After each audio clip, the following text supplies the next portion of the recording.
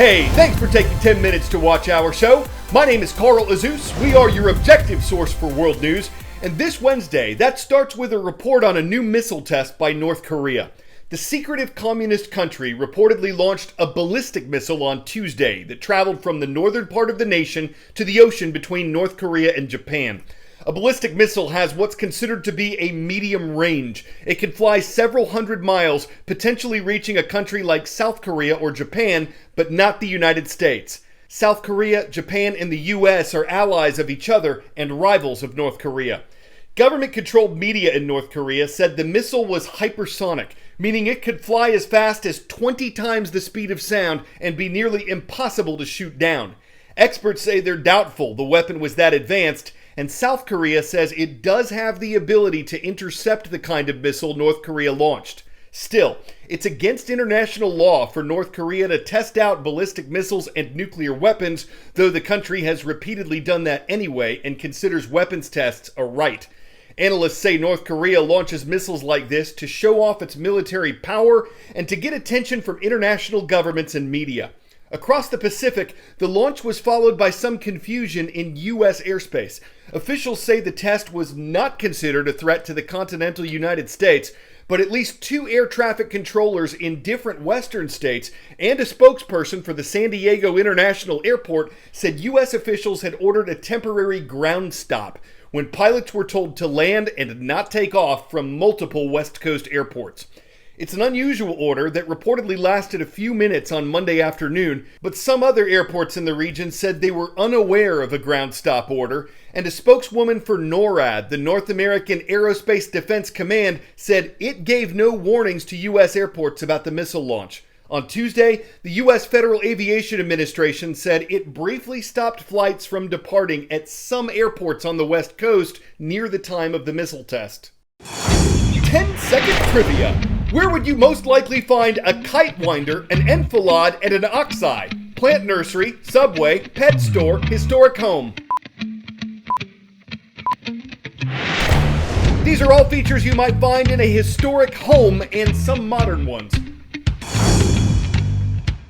Supply and demand factor into our next story today. In December, the prices of houses in the United States hit an all-time high.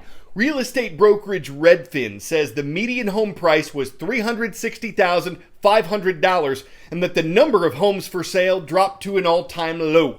That made it a great year for sellers who could get top dollar for their homes and a tough year for buyers who had to pay more for those homes. Analysts expect the housing market to settle down a little this year, especially if mortgage rates go up. But one area of uncertainty is for flippers, people who buy homes, clean and fix them up, and try to sell them at a profit. The average amount of money they made on flips last year dropped dramatically from the year before. Reasons included more expensive materials, more expensive labor, and problems with the supply chain. Where is this wood? What is this? Leah Wensing has been renovating and reselling homes for 7 years. Nope, see? Garbage. This is a huge step outside my comfort zone. I don't know if I will make any money on this house. The house she's working on is located here in East Tennessee. This is definitely the most I've ever paid for a flip. Does that have you worried? Yeah, absolutely. And I love them so much because they're lightweight. Wensing says she bought this home for around $170,000 and spent another $30,000 renovating it, with more expenses to come. It should fit. She said she won't list it for less than $350,000. I am very worried about being able to sell the house for what I need in order to compensate for my time. I think it is getting a lot tighter to try to meet your margin if you have it, like a margin in goal. That's good. That's because of rising costs. Home prices, materials, and labor have all spiked in the last year. Flippers, they're affected pretty dramatically by supply chain and labor issues in the market. Todd Tita is an executive at Atom Data Solutions, which puts out a quarterly report on the house flipping market. Flipping is becoming increasingly more difficult, and good operators are going to have to create value by rehabbing their homes intelligently, buying at a discount, as opposed to just riding the wave of rising prices like everybody else has been doing for the last 18 months. Wensink says working in a smaller community gives her an advantage. Coming to a smaller town allows me to feel like I'm not so competitive with everyone. I'm hoping that there's not going to be a ton of people coming in and trying to take over and just buying every house and flipping it. Thank you, ma'am. I don't think for me it would be possible to flip a house in Nashville. I just don't think I have the capital. I don't think I'd have the resources or ability to compete. I just don't think it's possible. So here in Nashville, I'd say that there's a really high number of flips. Matt Eden flips houses part-time in Madison, Tennessee, a Nashville suburb. My first flip was only a little over a year ago, and I definitely learned a ton through that process. So we're at a flip here in Madison. We just closed on this about a week ago. Every flip really has its different issues. Most of mine have some sort of substantial damage. This is probably one of the worst. So we're gonna be headed over to another one of my flips. The inspector is there. He inspects the work to ensure that it's complete, and then he gives me the next draw of money from the lender. The toughest part about being a flipper is really the unknown and the what if. What if we open the walls and there's major termite damage? What if I have to switch contractors mid-job? Really the anxiety, I guess, of flipping is probably the hardest part. And new electrical panel. You have to be pretty adventurous from a financial perspective. You have to be willing to accept a little bit of risk. The downside risk for a flipper is price declines. We don't see that happening. What we do see happening is leveling out. Some markets may show some decline, some softness. It's all going to come down to experienced flippers knowing how much to rehab a home and then pricing it correctly. I've got about $700,000 worth of debt at the moment. But you're not worried about it, or?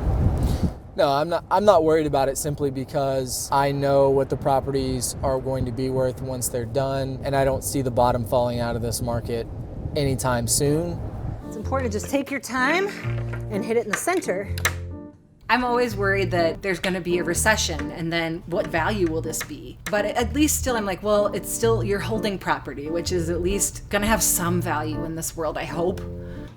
So I have to try to take comfort in that. I try to talk myself off the ledge a lot.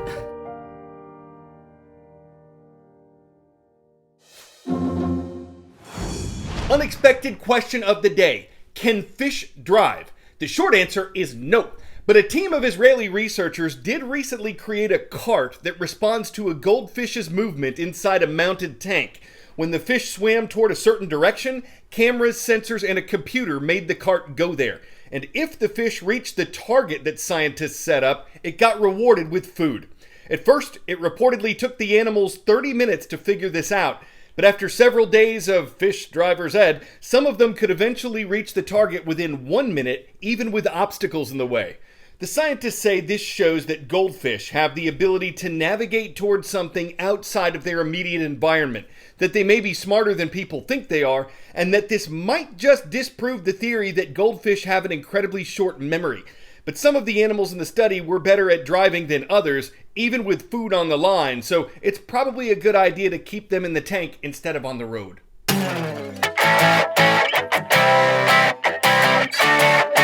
Something else you don't see every day rates a 10 out of 10. Why did the ostriches cross the road? Because they escaped.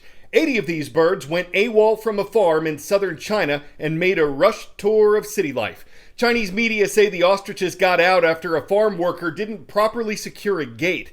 No injuries were reported of people or the ostriches, and with the help of police, the farmer was able to recover most of the birds. Maybe they just wanted to ostrich their legs, if you know what I'm saying. Guess they thought farm life was for the birds. They were frightless, but flightless. They took flight on a flight of fancy that got off the ground, but ultimately didn't get them any air. And while some might have found their long, leggy journey amusing, they certainly embodied gumption over farm. Baraboo High School, shout out to you, our viewers in Baraboo, Wisconsin. Thank you for your request on our YouTube channel. I'm Carl Azus for CNN.